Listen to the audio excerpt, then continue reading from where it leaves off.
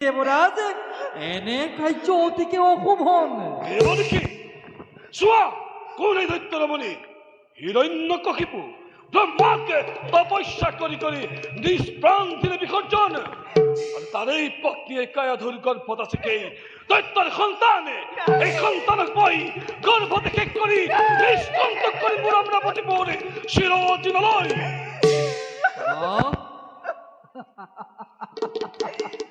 চমৎকার চমৎকার বিচাৰ তোমাৰ। বাৰু পুৰন্দৰ জানিব পাৰোনে কোনে দিলে তোমাক এই সমাচাৰ? যাৰ তপবলে বিশ্বত কৰিছে আতংকৰ স্বজনে, যাৰ যুগবল দেখি স্বয়ং যোগেশ্বৰজী নিজেই চিন্তিত, তেনেহেন হিৰণ্যকশিপু বাৰু ইমান সহজে লীন যাবনে ধৰাৰ বক্ষত?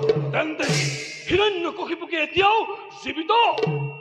অবিলম্বে পাবা তাৰ প্ৰত্যক্ষ প্ৰমাণ। দেৱঋষি বৰ্তমানে সন্মানেৰে এৰি দিয়া ৰাণীকৈয়ে ধৰো।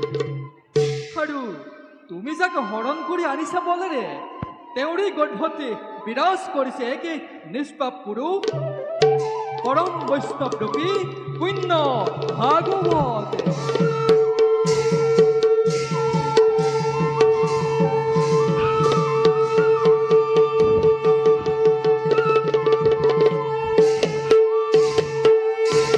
নিশ্চয় জানিবা পুৰন্দৰ, তুমিহে নেলাগে তোমাৰ দেৱতাৰ লক্ষ লক্ষ দেৱতাৰ ব্ৰজ পহাৰেও নোৱাৰি নাখিব সেই মহাবৈষ্ণৱক।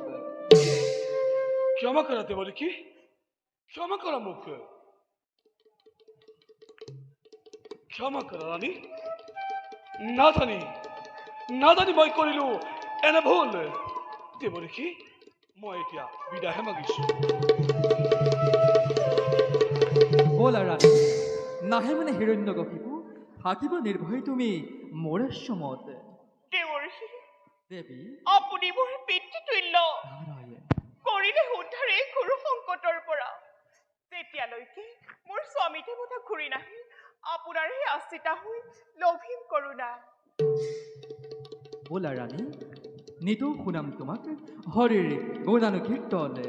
এয়া শুনা। হৰি নামে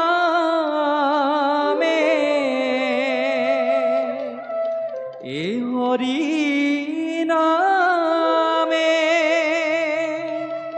হৰি নামে সাৰ হৰি নামে কৰি আছে জগত উদ্ধাৰ। বলো ৰাণী, হৰি নামে হৰি নামে হৰি নামে সাৰ হৰি নামে কৰি আছে জগত উদ্ধাৰ। আহা ৰাণী,